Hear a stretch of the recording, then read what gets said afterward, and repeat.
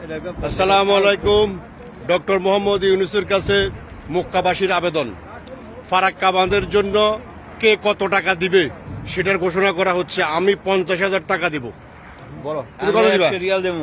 100 Real দিবে। কত দিবা ইউনূস? কত দিবা? 1000 রিয়াল দেবো। 1000 রিয়াল দিবে ইউনূস ভাই। আমাদের আরেক বিশিষ্ট ব্যবসায়ী দেলোয়ার ভাই কত টাকা দিবে? 50,000 বাংলা টাকা।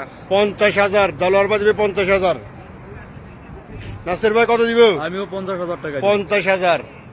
এইভাবে হাজার হাজার মানুষ রেডি আছে যারা ফারাক্কা বাঁধের জন্য টাকা দিতে প্রস্তুত।